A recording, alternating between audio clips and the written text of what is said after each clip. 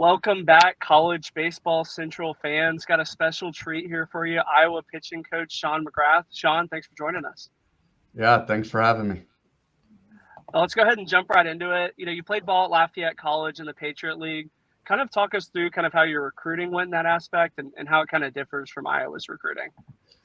Yeah, so I guess the big difference between my recruiting and the way in which we recruit now, here at Iowa, one was the timeline of everything, right?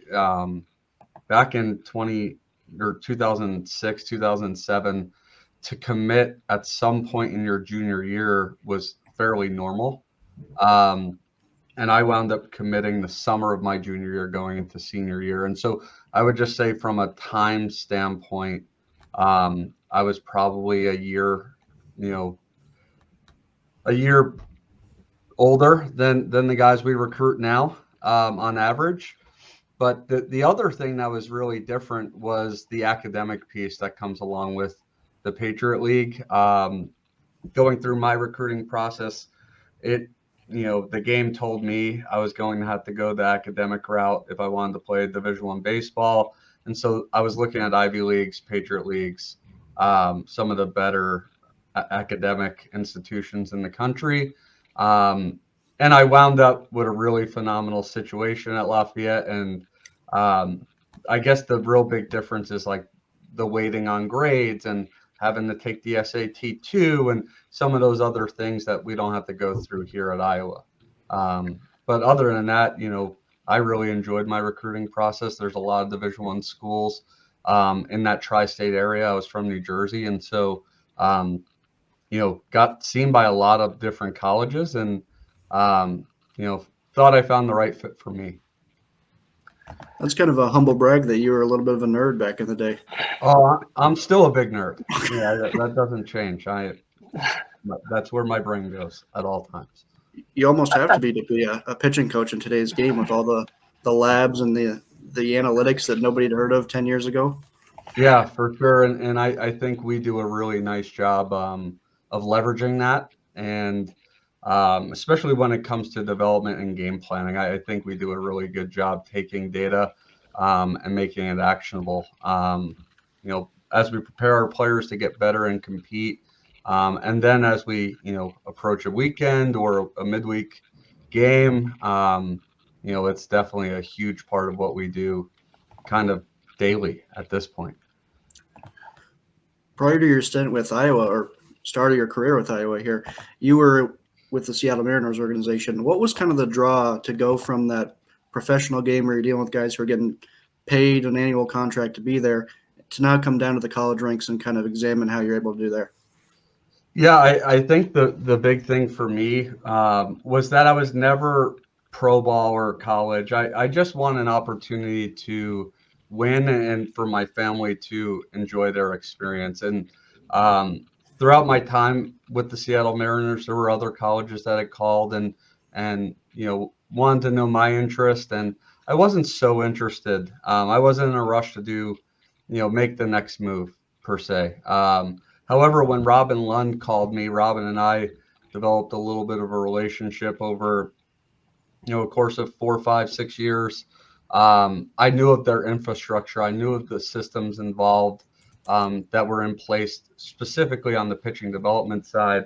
And I obviously knew about Heller Ball and Coach Heller and Marty and what they're able to do. Heller Ball is a thing everywhere in college baseball, even when you're, 22 years old starting your coaching career at Iona, you know what Heller Ball is. And so when Robin called me and said, hey, I'm thinking about pro ball, would you be interested in going back to college?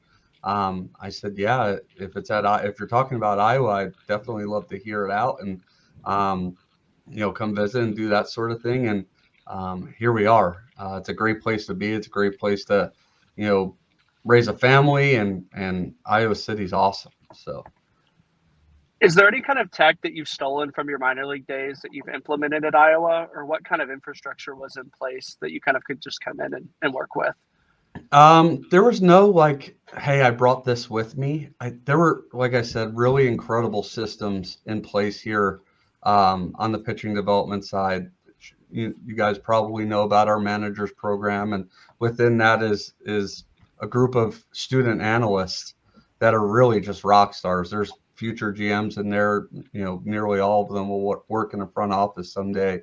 And so all I did was bring some of the Mariners tools with me, meaning like some of the way analytics are viewed, some of the way, that stuff is digested and then spit out and made really actionable. I think I just fine-tuned a really, really good system. You talk about how great it is to live in Iowa City, great place to raise a family. What challenges do you have maybe committing that or getting that 18-year-old to commit to somewhere like Iowa City?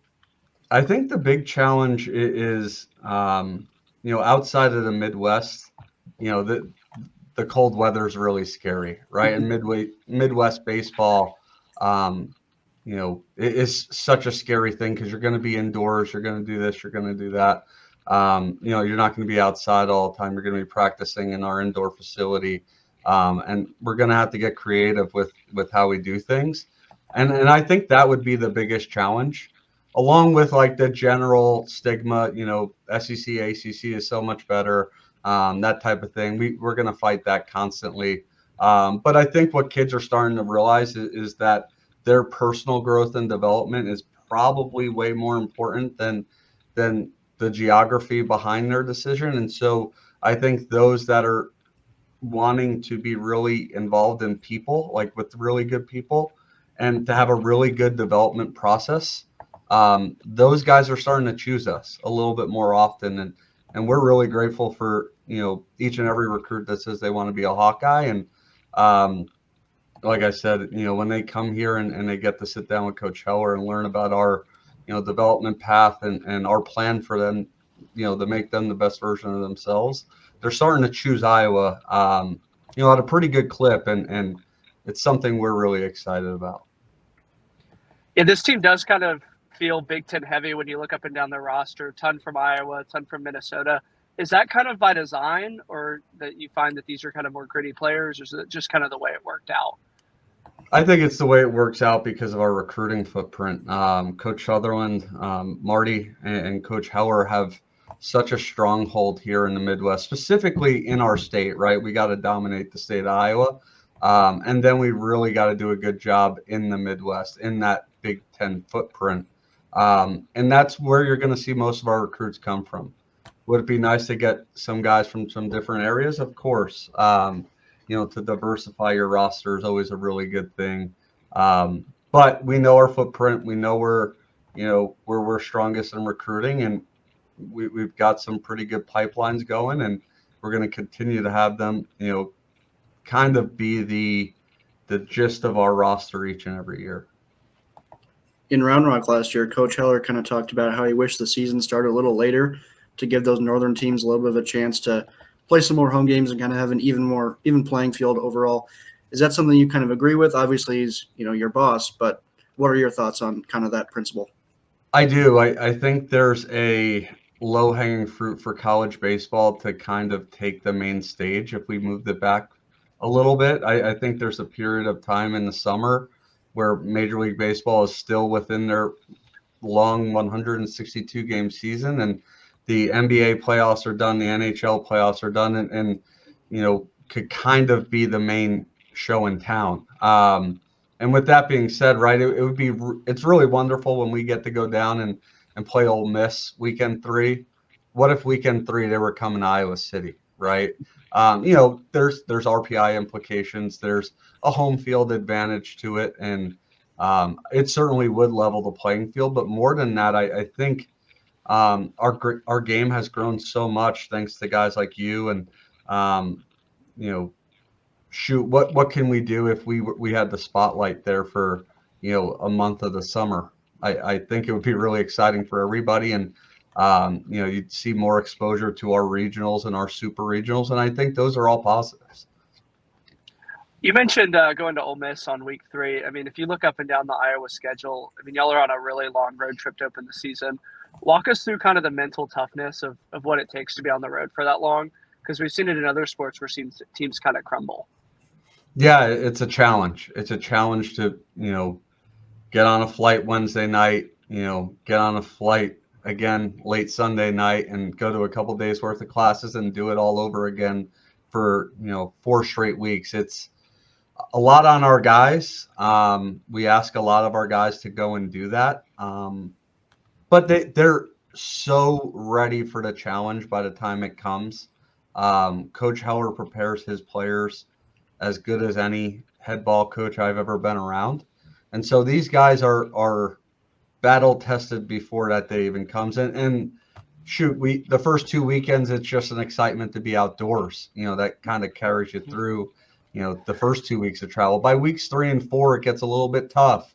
But coach does a really good job of scheduling. And you know what? Week 3, we're going to be going to an SEC. We're going to Ole Miss.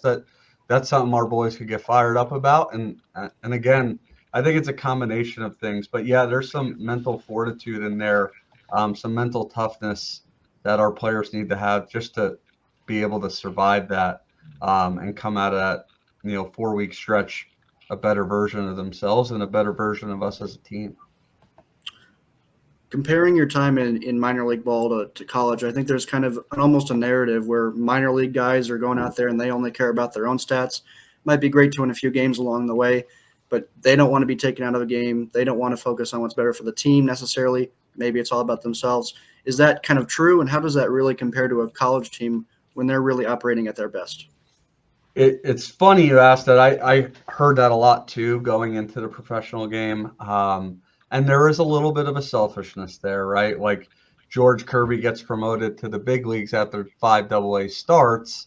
I'm sure he didn't say, darn, I want to be in this, AA locker room, another couple weeks, right? He's jacked up to get to the big leagues. But I will tell you, I was part of 2 really, really awesome years with the Seattle Mariners. First one was COVID. The next 2, we competed and we had strong teams. And when push comes to shove, those guys want to win, right?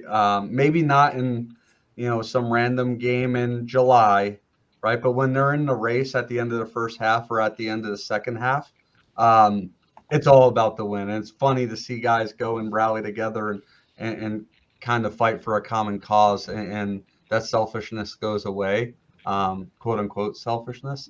But college is drastically different, right? Even in minor league ball, in AA, it's 140 games or 138, whatever it is now. There's 56 of them in college, and they all count. And it almost always feels like a playoff game, especially on weekends. And that excitement is what brings together a bunch of guys pulling on the same rope, right? Knowing that, man, you got to be good on Friday, Saturday, and Sunday if you want to go and make some noise. And, to see the camaraderie guys together 2, 3, 4 years, that's certainly something special that you don't get in professional baseball all the time. But yeah, they have their stark differences, but at the end of the day, it's baseball. There's a brotherhood in that locker room, no matter what locker room you're in, especially a well-cultured locker room. It makes for a lot of fun. That's why we play the greatest game on earth. You mentioned being a pitching coach during COVID. How did that kind of change how you work the staff? And do you see any effects of COVID as you're kind of starting to recruit these kids that, missed a year of high school ball or missed a year of 8th grade? Yeah, it was a little bit different during COVID. There was the alternate site for every major league organization. And all 30 teams had that, right? And then we did something a little bit different with the Seattle Mariners. The Mariners basically sent their next 10, their next best pitching prospects that weren't at the alternate site because there were caps to it. And they sent them basically for 2 months to live with me in North Carolina. And we trained every day. They were in isolation in a hotel around the corner from my house. And that's how we did it. And we had a handful of big leaguers that were there, now big leaguers. It was a lot of fun and it was a great experience for me. But yeah, COVID has changed things. And I would say the biggest thing it's changed, and we might be at the tail end of it now, is the construction of rosters, right? Is between COVID and the transfer portal, it pays to be old, right? It pays to be mature as a roster and have a veteran presence on your team. And COVID certainly did that artificially, but now you combine that with the transfer portal, and there's a price to pay to being young. And sometimes the long term investment in those young guys is a really good one, but in the short term, it might hurt you to have the freshman on the mound on a Saturday or a Sunday and not a junior, right? And so, yeah, the dynamic has certainly changed in our game, and I'm not sure if I like it or don't, but it is what it is, and it makes it fun. It makes it fun for sure. You talk about the staggering ages that we have going on as a result of that 2020, almost an era, it feels like. How do you keep everybody happy when you have maybe a not hyperbole 8th-year senior and a freshman who might be highly touted coming in? Yeah, that's the challenge. That's the challenge. And this year's staff, I pitching staff specifically, I think about a guy like Elliot Cadu-Lanu, freshman from Canada.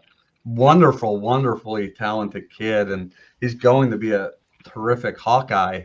Um, and I'm not sure how many innings he's going to get. Right, in a normal situation, if this was 5 years ago, pre-COVID, he may be your Sunday guy as a freshman. Now the landscape's different and guys are older, rosters are older, and you're sitting here thinking how you're going to best use your uber talented freshman. We've gotten really creative with trying to keep everyone engaged and involved and everyone happy. And I think it comes down to, like we mentioned, having a process for doing so and having a systematic process for doing so. And so what we have at Iowa is what we call BVYs, or best version of yourself player plans, right? And so whether you're throwing every Friday or Saturday like Brody Brecht or Marcus Morgan, or you're a guy who is limited by innings and opportunities and experiences, every guy has a player plan in which they meet monthly to go over, or every 3 weeks to go over. And we track through data, through an avenue of different ways, their performance. And so if you could keep kind of plugging away on the best version of yourself, there's no reason to get caught up in the other stuff. And that's our theory. And generally it works, but we know there's pitfalls to everything, and everyone wants to be out there competing, for the Hawkeyes. In the meantime, how do you stay level-headed? How do you not get too high, too low? And how do you keep kind of plugging along, working to be the best you can be? Can you walk us through kind of what a week looks like if you're the Friday night starter, just from rehab, bullpen, stuff like that? Yeah, I would say every starter's routine is a little bit different, but generally the same. We could talk about the Friday night. Friday they'll start, obviously, and Saturday they're going. And what their routine, this is kind of where the differences kind of lie. But generally they'll hit a really high intensity lift. And then a really, really parasympathetic type of throwing where they never really reach anything too exciting from a throwing standpoint, but they're going to light toss.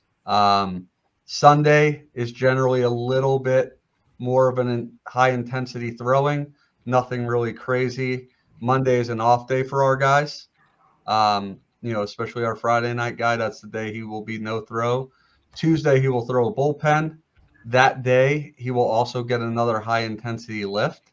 And on those days, what we're trying to do is keep our heavy days heavy, right? So any 24-hour segment, if there's a heavy portion of that day, whether it be the conditioning, the throwing, the strength training, we try to pair the recovery. We try to pair those days together.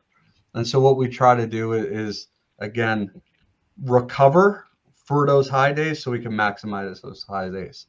Wednesday be a little bit lighter. Thursday would be a primer where they'd be in the weight room getting, priming their central nervous system.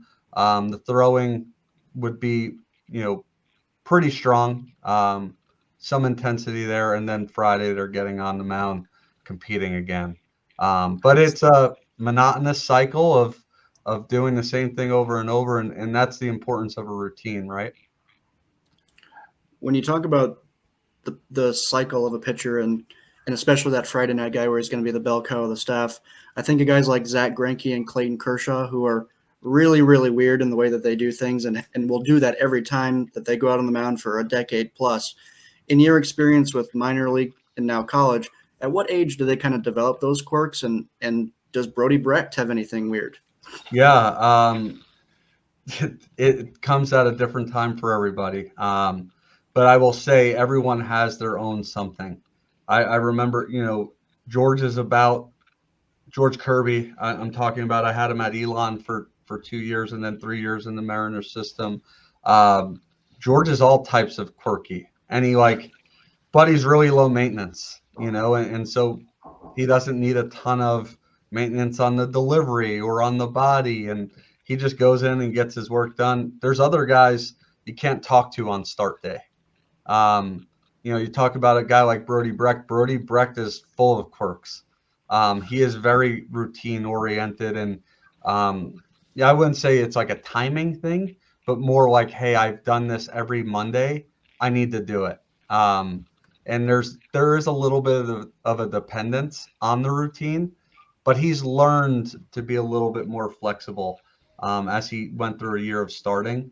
Learned to be a little bit more flexible within those routines so that those routines don't throw him off when the routine kind of gets away from him. But yeah, each guy has their own thing, man, and I think that's the beauty of coaching a bunch of different personalities. You get to learn who likes what, who I need to stay away from, who I need to be overly involved with. And, a guy like Marcus Morgan, I could just let him be. He's ready to go. He's got his music on. And, I know he's going to be good when the lights come on. So everyone's different for sure.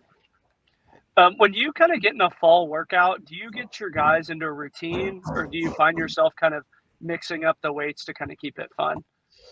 The weight training, our strength coach, he does a remarkable job. So what we do is we do a lot of force plate testing, and we actually, could tell a little bit about how their central nervous system is firing that day based on those force plates, the force profile stuff. And so those lifts are generally scripted in like 4 or 6 week blocks. But within that, right, we may go and turn somebody up if their CNS is really firing that day, or we might, go in and shed 10-15% if they're really sluggish that day, they're really stressed out, whether they've gotten poor sleep or poor nutrition, just a rough day. We kind of balance it that way.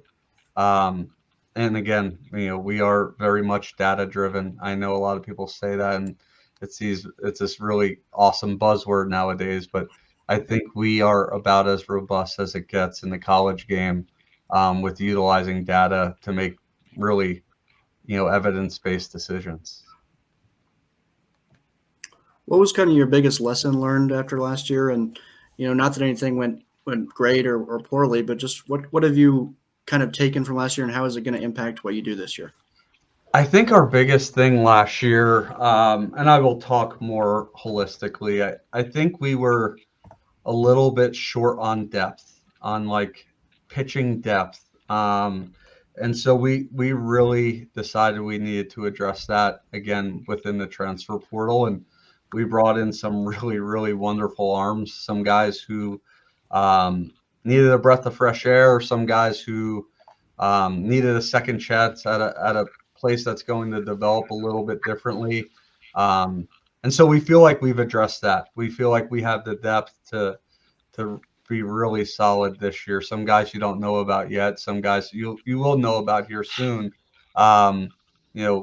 We feel like we did a good job there. I think the second piece of it is just maturity, right? Brody Brecht, Marcus Morgan, some of those bell cows you mentioned, Kate Obermuller, those guys haven't gone through it, succeeded and failed. Each one of those are lessons learned, man, and we're going to be really good because of it this year, for sure. How do you kind of navigate a regional of, last year y'all played 4 games in 3 days. Do you usually kind of chase outs? Do you chase pitch counts? What's kind of the plan when you get into those regionals? The first couple were easy. You know, we knew we had Marcus starting game one, and then we were going to go, and Brody was going to start game two. Ty was going to start game three. So we felt like we were in a really good spot. That fourth game is what got us, and that was the depth piece that we were really concerned with, and we knew we needed to address. That fourth game, it was a little bit of a scramble, to be honest. We felt like we were going in with a really good plan, and the plan was altered almost immediately. And so we were just trying to live out by out. And eventually we had to settle on somebody that was going to give us length. And that happened to be Cade Obermueller. And to throw an inexperienced freshman in that type of spot, he had to wear it a little bit. But he was the guy we decided was going to have to give us a little bit of length. And again, I think it was less about, obviously it stunk to lose that game against Indiana State. They were a great team.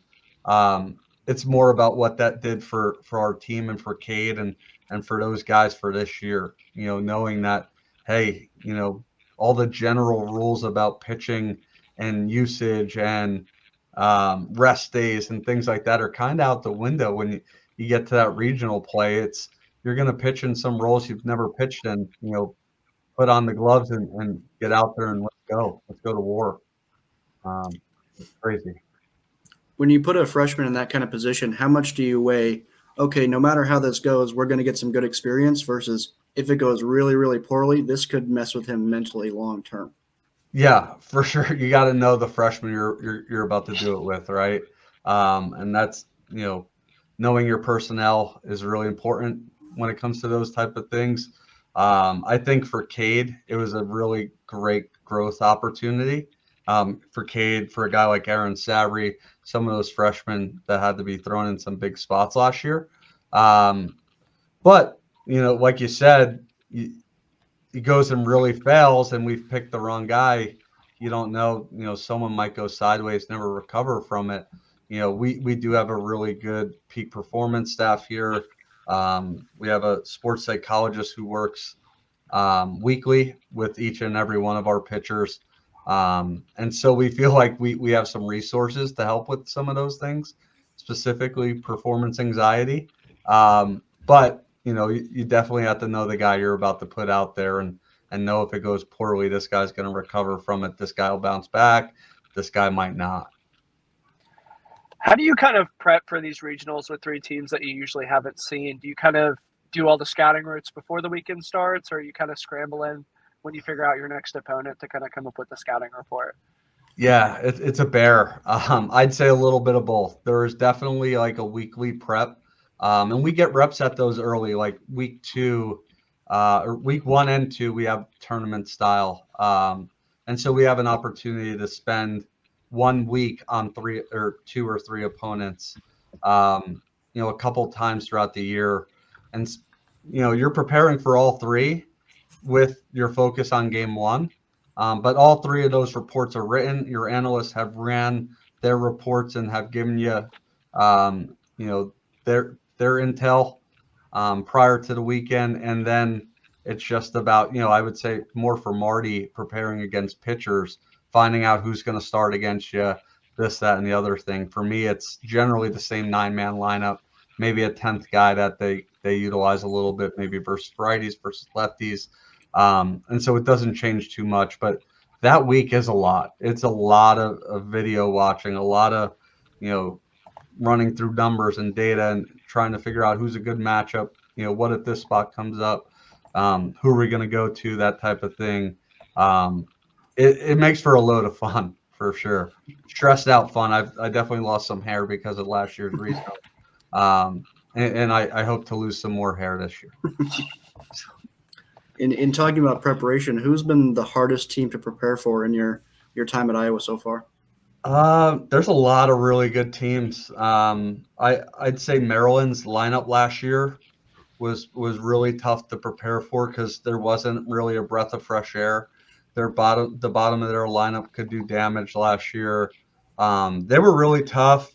And then Indiana had a nice squad last year. They were tough to prepare for.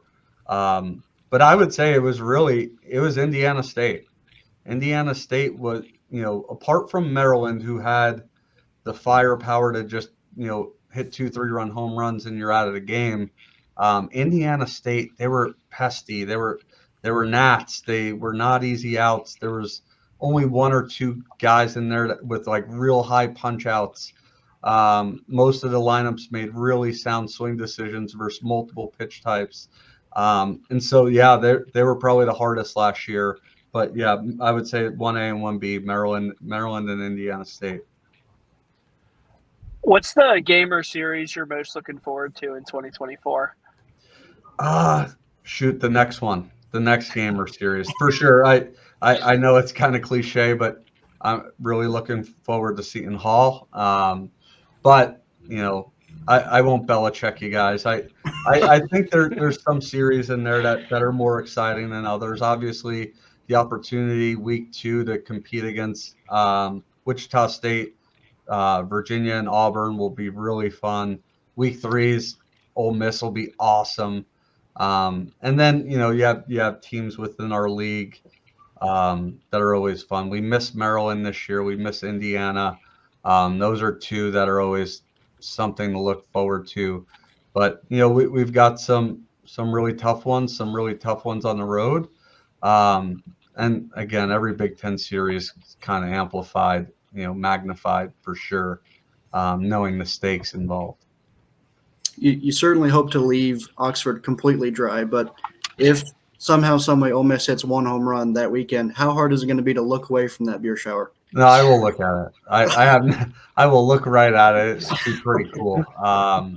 And you face a lineup like that, you almost have to accept the expected, right? They're gonna hit a homer.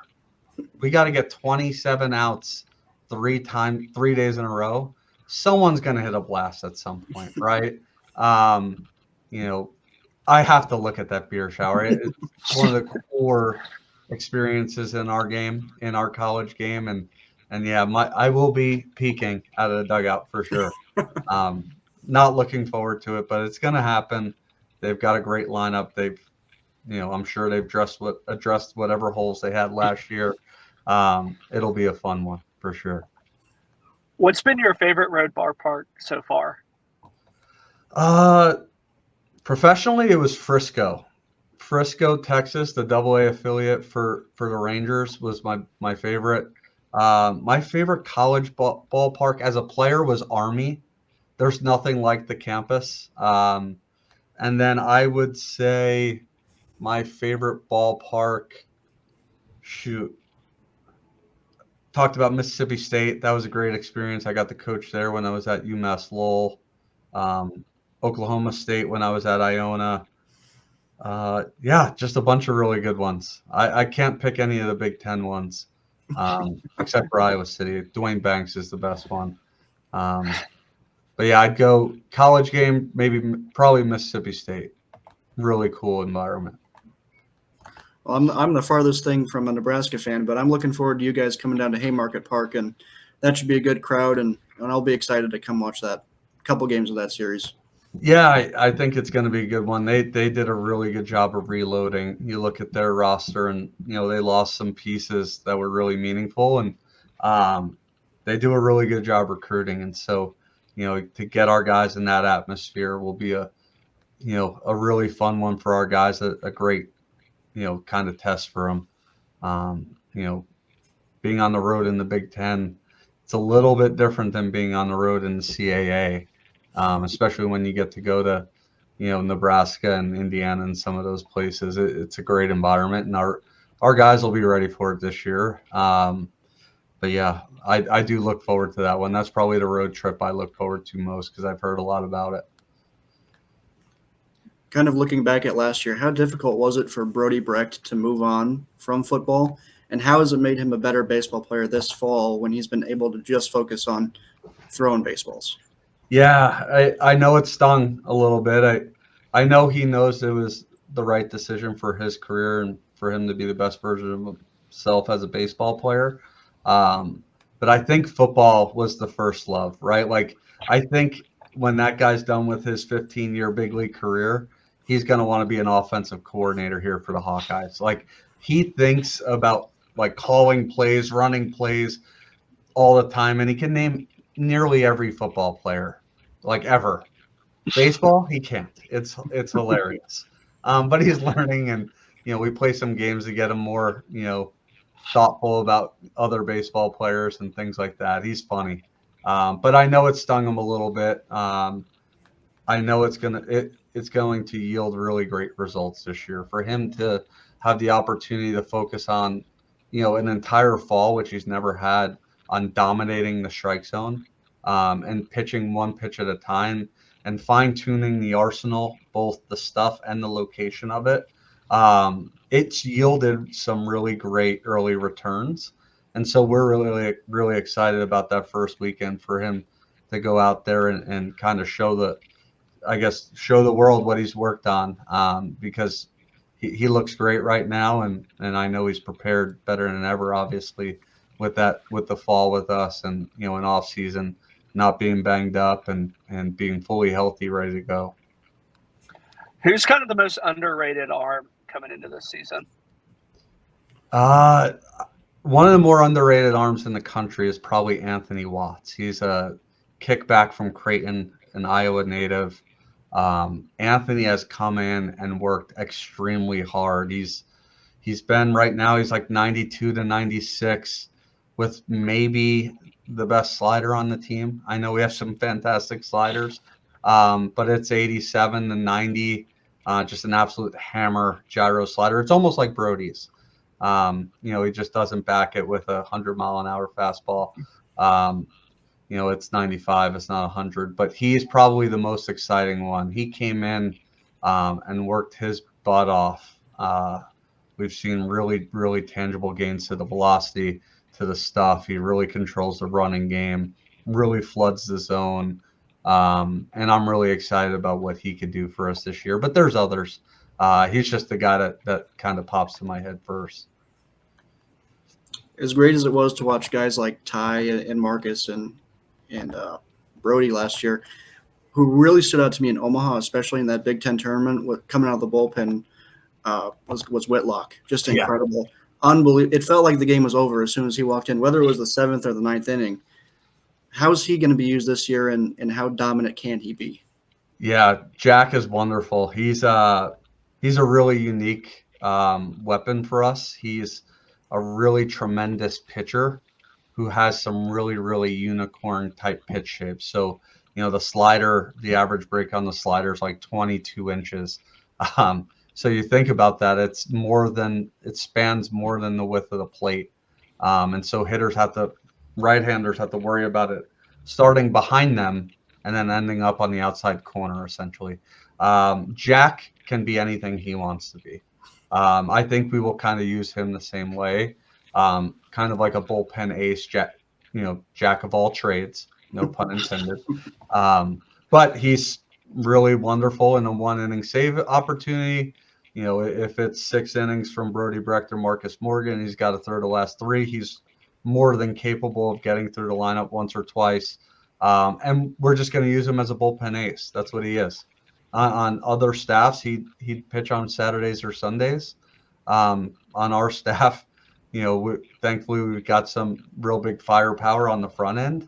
He just has to come in and do what he does to the best of his ability. And you saw the numbers last year; they were pretty remarkable. And I don't think it was a fluke or a flash in the pan. He's just really good at knowing who he is and what the best version of him calls for, and he executes like a son of a gun.